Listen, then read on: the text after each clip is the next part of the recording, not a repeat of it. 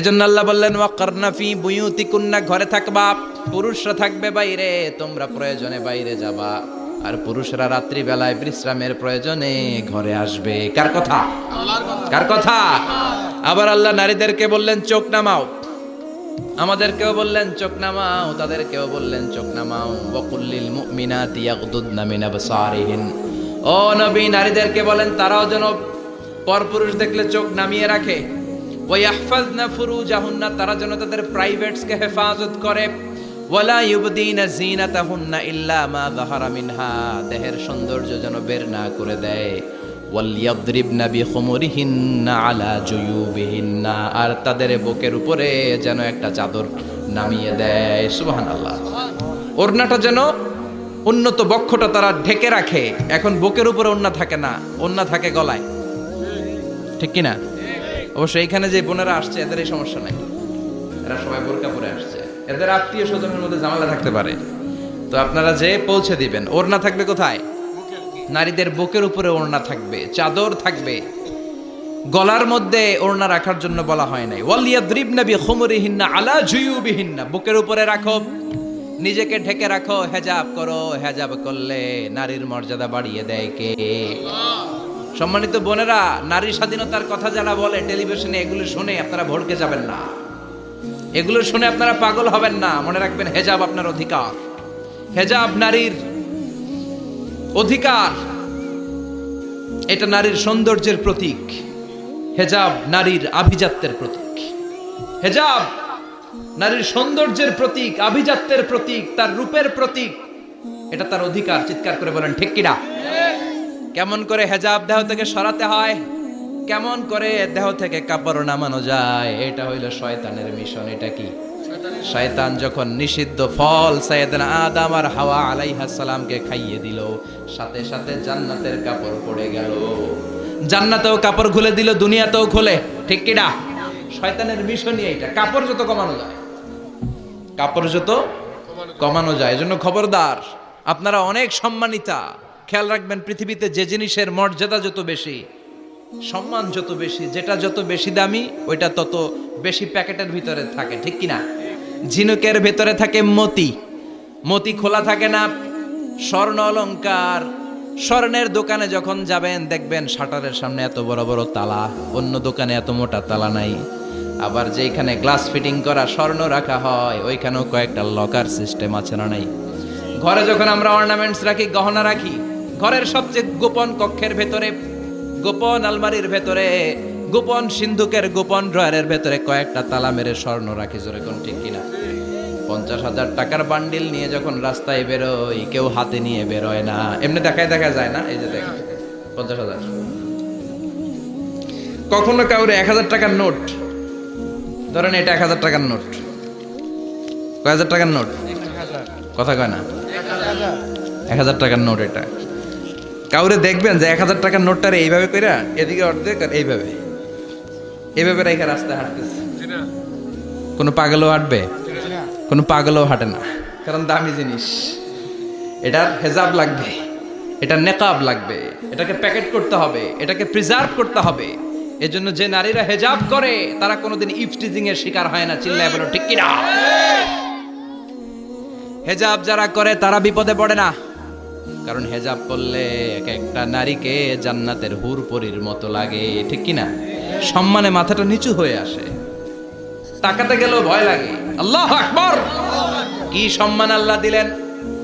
এজন্য আমার মায়েরা বোনেরা, আপনাদের সম্মান রব্বুল আলামিন হেজাবের ভেতরে রেখেছে। হেজাব হচ্ছে আপনার সিকিউরিটি। হেজাব কি? এটা আল্লাহর দেয়া আপনার জন্য সিকিউরিটি। আপনি আপনার সিকিউরিটিকে নষ্ট করতে পারবেন? এজন্য ইসলাম বলে খবরদার, নারী যদি কোনো দূরের জায়গায় সফর করে, দূরের রাস্তায় সফর করে, নারী যেই তো সম্মানিত, একা একা কোনো নারী যেতে পারবে না। সিকিউরিটির দরকার আছে না নাই? বডিগার্ডের দরকার আছে না নাই? কেউ যখন বাংলার জমিন থেকে মক্কায় উমরা করতে যায়, মাহরাম পুরুষ না থাকলে তারে ভিসা দেয়, কারণ সম্মানিতা, বডিগার্ড লাগে। জানেন এটা? মাহরাম পুরুষ যদি না থাকে, এই মাহরাম হচ্ছে বডিগার্ড। মাহরাম পুরুষ না থাকলে উমরার ভিসা হয় না, হজের ভিসা হয় না, কারণ লম্বা সফর, আর যে সফর করবে সে সম্মানিতা। সম্মানিতা নারীর জন্য সিকিউরিটির দরকার আছে না নাই? বডিগার্ড লাগবে কি লাগবে না? কি সম্মান ইসলাম আমাদেরকে দিল বুঝলামই না আমরা। আপনাদেরকে প্রোটেক্ট করার জন্য, আপনাদের সিকিউরিটি এনশিওর করার জন্য আল্লাহ তাআলা হিজাবের বিধান দিয়েছে। চিল্লায় পড়েন সুবহানাল্লাহ। এজন্য নারীর সম্মান, নারীর মর্যাদা রব্বুল আলামিন হিজাবের ভেতরে দিয়েছে। আবার নারীর মধ্যেও হিজাবের তারতম্য আছে না নাই? যাদের বয়স বেশি তাদের হিজাব কম, যাদের বয়স কম তাদের হিজাব বেশি। সুবহানাল্লাহ, কি ব্যালেন্স! কিন্তু রাস্তায় দেখবেন নানির হাতে হাত মোজা, নানি নাতনি, নানির হাত মোজা আছে, পা মোজা আছে, গায়ে বোরকা আছে দুইটা, সাথে ষোড়শী অষ্টাদশী তরুণী তন্নি যুবতী নাতনিটার বুকের মধ্যে কাপড় নাই, গলায় আছে ওড়না, আছে না নাই? তার মানে পুরাই উল্টা। দরকার ছিল নাতনির হাতে মোজা, পায়ে মোজা, দুইটা বোরকা, নানির গায়ে কাপড় না থাকলেও সমস্যা নাই। হালকা কাপড় পরে নানি বের হইছে, সমস্যা নাই। কোন রকম চাদর গায়ে দিয়ে নানি বের হইছে, সমস্যা নাই। কিন্তু নাতনির গায়ে বোরকার দরকার আছে না নাই? হাত মোজা পা মোজার দরকার আছে না নাই? মা মেয়ে বের হয়েছে, মায়ের গায়ে দুই বোরকা, হাত মোজা পা মোজা, মেয়ের গায়ে কাপড় নাই, হাফ নেকেট, আছে না নাই? নানির দিকে তাকাবে কে? উনি তো এক্সপার্ট, উনি কি ডেট শেষ। কথা বলেন, কেউ তাকাবে? তাকাবে ওই ষোড়শী অষ্টাদশী তরুণী তন্নি যুবতীর দিকে, ঠিক কি না? এজন্য ইসলাম বলে খবরদার, হেজাব ছাড়া বের হওয়া যাবে না, নেকাব ছাড়া বের হওয়া যাবে না। বিশ্বনবী বললেন, মা তারাকতু মিন বাদি আদাররা আলার রিজালি মিনান নিসা, আমি চলে যাব কিন্তু আমার পরে আমার পুরুষ উম্মতদের জন্য নারীর চাইতে বড় কোনো ফিতনা আমি রেখে যাই নাই। আর বনি ইসরাইলের জামানায় সবচেয়ে বড় ফিতনা হয়েছিল নারীর ফিতনা, নারী কেলেঙ্কারি। এই জন্য নারীরা, বোনেরা, আপনাদেরকে সাবধান থাকতে হবে। নারীর ফিতনা বড় ফিতনা। নারী ভালো হলে সবচেয়ে ভালো, নারী খারাপ হলে নারীর চেয়ে খারাপ কেউ হতে পারে। এজন্য নারীদের জন্য আল্লাহ কিছু মডেল দিলেন। 6 জন নারীর জীবনীর কথা আমি রেকমেন্ড করি, সাজেস্ট করি যে 6 জন নারীর জীবনী মুখস্থ, ঠোঁটস্থ, অন্তস্থ থাকতে হবে প্রতিটা নারীর জন্য। আশা করি মায়েরা বোনেরা শুনছেন, আশা করি আপনারা কান লাগিয়ে শুনছেন, অনুধাবন করার চেষ্টা করছেন। আপনাদের জন্য 6 জন নারীর জীবনী পড়া অবধারিত। সংক্ষেপে বলবো, কয়জন? গুনেন। 1 নম্বরে হচ্ছে হাজার, উম্মে ইসমাইল, সৈয়দনা ইব্রাহিমের বউ, সৈয়দনা ইসমাইল আলাইহিস সালামের আম্মা, নাম হলো হাজার। আমরা বলি বিবি হাজেরা, আমরা কি কই? হাজেরা আছে না? এই প্যান্ডেলেও হাজেরা নামে 2-1 বোন থাকতে পারে। আসলে নামটা হচ্ছে হাজার। নামটা কি? হাজার। এই হাজার হচ্ছে আপনাদের 1 নাম্বার মডেল। 2 নাম্বার কুখ্যাত সন্ত্রাসী ফেরাউনের বউ আসিয়া আপনাদের 2 নাম্বার মডেল। 3 নম্বরে ঈসা আলাইহিস সালামের আম্মা মারিয়াম আলাইহিস সালাম আপনাদের মডেল। বিশ্বনবীর প্রথম বউ খাদিজা আপনাদের মডেল। বিশ্বনবীর একমাত্র কুমারী বউ মা আয়েশা আপনাদের মডেল। আর বিশ্বনবীর কলিজার টুকরা সাইয়্যিদাতুনা ফাতিমা আপনাদের জন্য মডেল। সুবহানাল্লাহ। কয়জন? 6 জন। জোরে বলেন। 6 জন। ফাতিমা রাদিয়াল্লাহু তাআলা আনহা বিশ্বনবীর কলিজার টুকরা, চাচাতো ভাই আলীর সাথে বিয়ে হলো।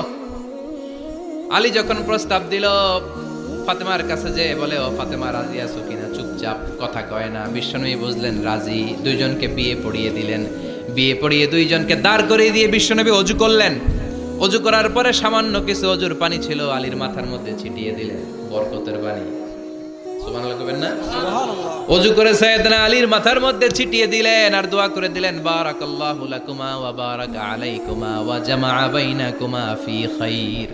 আল্লাহ তোমাদের 2 জনকে বরকত দিয়ে দাম্পত্য জীবন শুরু করার তৌফিক দান করুক। আবার দোয়া করলেন, আল্লাহুম্মা বারিক লাহুমা ফি বিনাইহিমা, ওদের সম্পর্কে বরকত দেন। ওয়া নাসালিহিমা, শিবলিহিমা, ওদের গর্ভে যেই সন্তান আসবে এগুলোর শ্রেষ্ঠ সন্তান বানান। 1 বছরের ব্যবধানে ঘরটাকে আলোকিত করে প্রথম সন্তানের জন্ম হাসান। সুবহানাল্লাহ। হাসান রে বিশ্বনবী এত আদর করেছেন, বিশ্বনবীর কাছ থেকে এত আদর কেউ কোনোদিন পায় নাই। হাসান রে বিশ্বনবী ডাকতেন লুকা। বুখারীর বর্ণনা, শব্দটা কি? লুকা মানে পিচ্ছি। ছোট বাচ্চাদেরকে আপনারা কি কন? আরে পিচ্ছি তো আমি কইছি, আপনারা কি কন? নাগাইশে কি বলেন? বাচ্চা বলেন, বাবু বলেন, আর কিছু?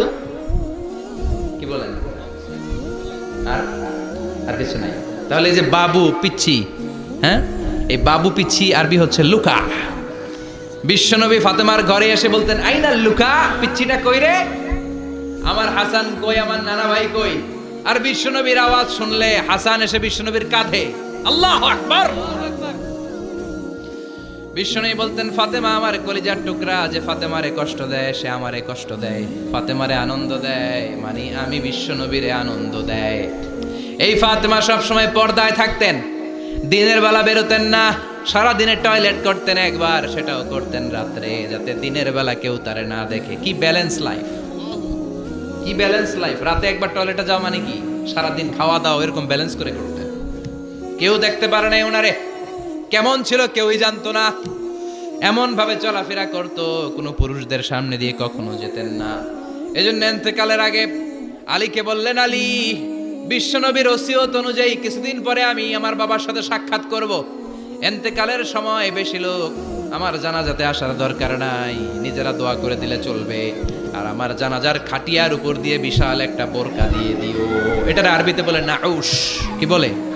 এই প্রথম কোন নারী তার খাটিয়ার উপরে নাউশ ব্যবহার করেছে, জন্য এটাকে বলে সুন্নাতু ফাতিমা, ফাতেমার সুন্নাত।